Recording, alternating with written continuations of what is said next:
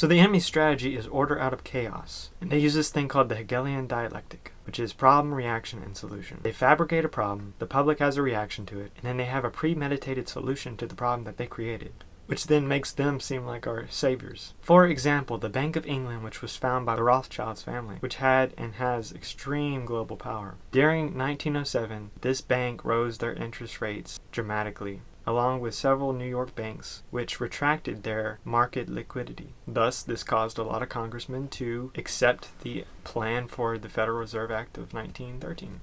And just like that, freedom died with a round of applause, as these parasites took over our monetary system.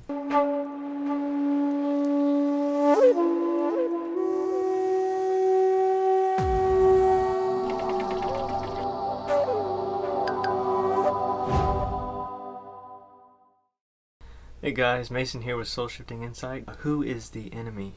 When I tell people who I think the enemy is, they think that I'm bonkers. See, it's not just as simple as the enemy is the government. So to answer that question, we're going to have to take a mini history lesson.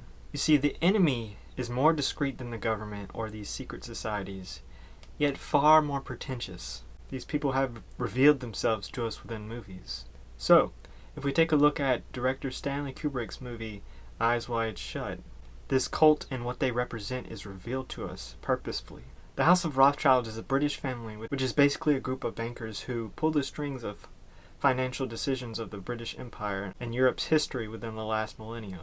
Today, the Rothschilds Bank is known for setting the world price of gold. This family has invested interest in keeping control of America. And also, interestingly, Mr. Stanley Kubrick died suddenly in his sleep right after the movie Eyes Wide Shut was done being shot. This was his last movie that he filmed.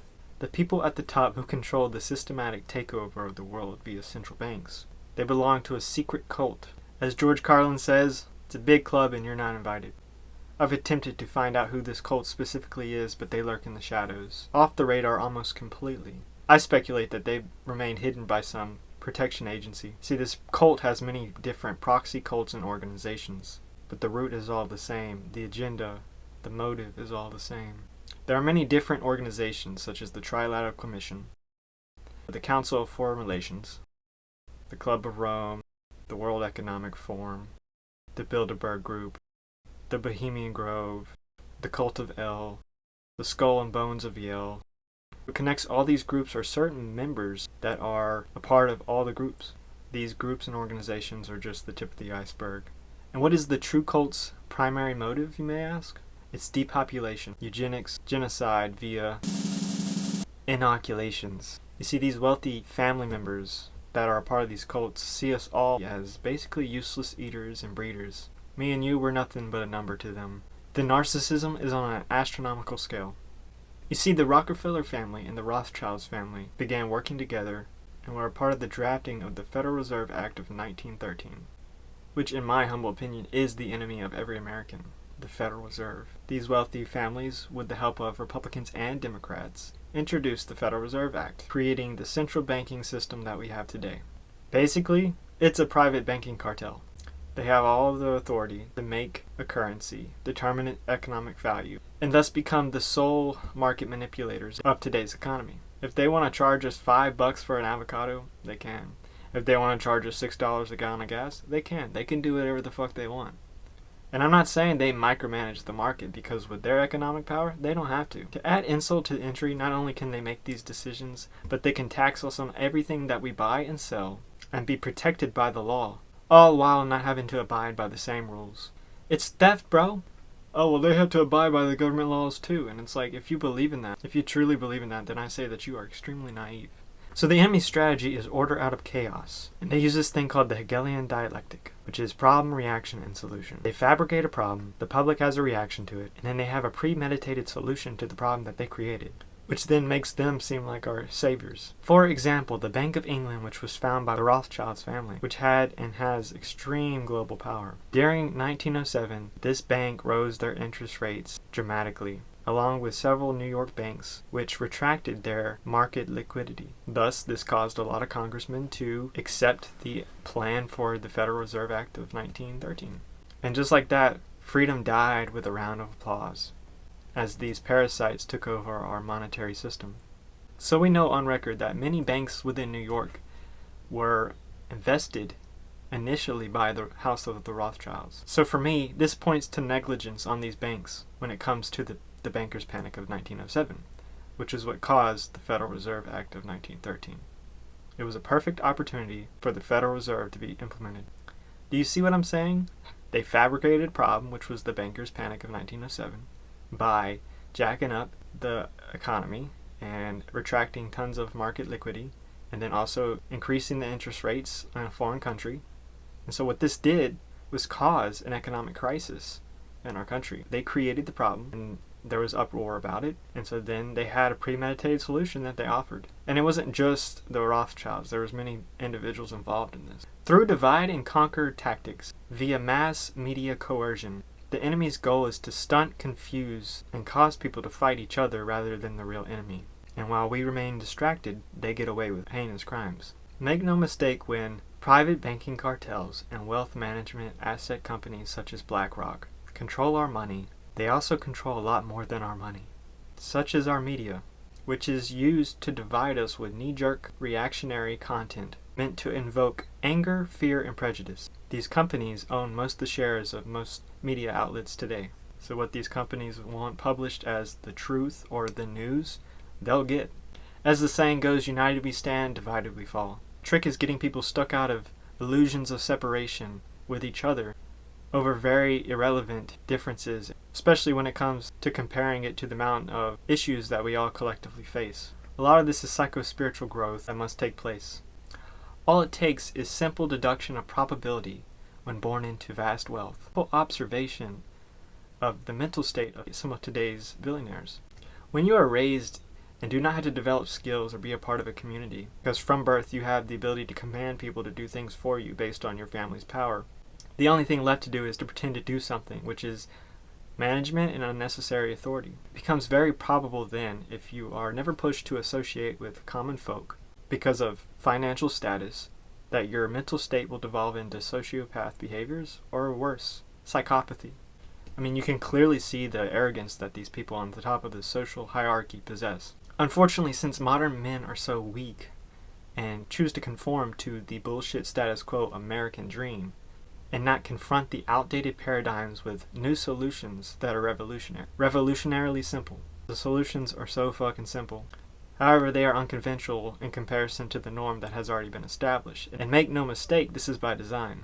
Over the generations, the Boudreaux have taken necessary steps to ensure that power by stepping on the necks of common people, by bribing politicians to lobby laws that fit this deep-rooted desire for their control, by stripping people's rights away, and making them compete for survival of their basic needs versus working together.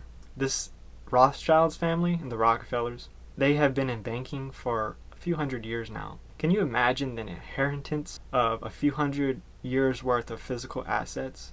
Most of us inherit trinkets from our grandparents, not fucking mansions. Talk about entitlement. Through funneling their wealth into whatever area of life that they want control of, the top class effectively takes a dominant position on today's geopolitical stage. And I call it a stage. At the core of it, we're all playing a role. This is all a play, all theater, but you still must perform, and the show must go on regardless. Through generations, and many bloodlines have access to many different hidden and occult spiritual documents. They use their knowledge of these mystical texts for their own selfish agenda and personal gain. Things like Gematria and the Kabbalah can be excellent tools for the one initiated in this realm of secret knowledge. However, if not used ethically, this can be exploited. There is always a price to be paid with these dark rituals. Sacrifice at this level of ritualistic ceremony, in the context of entitled rich degenerates, can only create horror for the rest of us. And through many generations of inheritance, this occultic black magic that I was referencing previously is interwoven into the 0.001% class via various religious and esoteric texts hidden from the public records.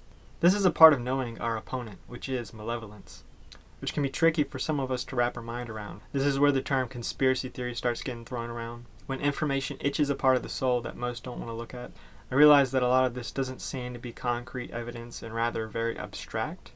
It's not, though. It can be verified. And that's what the people that think that everything that's a conspiracy theory is hogwash don't get, is that they're not going to just tell you the truth. outright. They'll mix part of the truth with lies, and then you get half-truths. Because remember, part of the game that they play is confusing their prey. They will, however, leave a trail of clues, and it is up to the seeker to go seek the truth, which is what we're doing here. Naturally, when one gains ultimate dominion and power over the population, they will seek to maintain that power and control.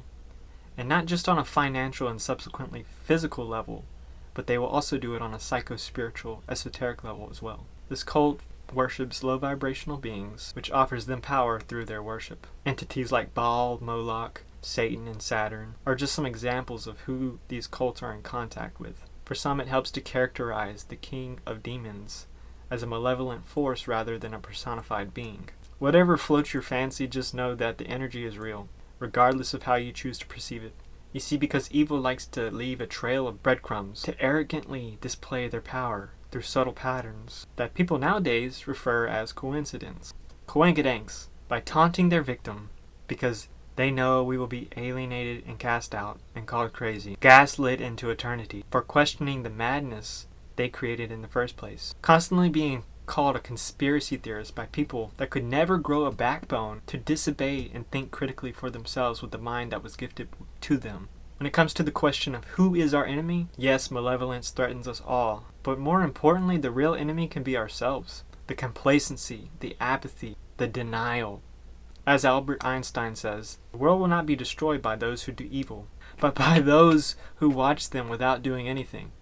We individually need to get the lead out of our asses and make some changes. We are too comfortable and too willing to sacrifice everything that is meaningful for a false sense of security that conforming to society has brought us. You think staying in the same loop until your body wastes away is sane? I think it's fucking insane. Wake up. It's time to disobey. And not in vain, but for a good reason. Evil doesn't rest, so neither can we stop shining our light and spreading the truth. We don't know exactly who these perpetrators are, or who is at the root of all these crimes against humanity. All we have are suspects and very strong clues pointing to who it is. It is my opinion that the only way they will reveal themselves to us is by our own defiance. We have to draw the fear out of them and shift the tide. Once they see that mass amounts of people do not consent and stand their ground, they will begin to fumble, and then we will get further clues pointing in the direction of who gives the orders at the top of their sick, twisted hierarchy. But of course our legal system is set up in such a way that they can get away with whatever the fuck they want. To disobey is to defy, and to defy is to break the law. And guess what? No matter how many times you try to conform and bend yourself backwards for these people, this system will always find a way to penalize good, honest people, and that's a fact. So who is the enemy? The enemy is simply malevolence and our own dissonance.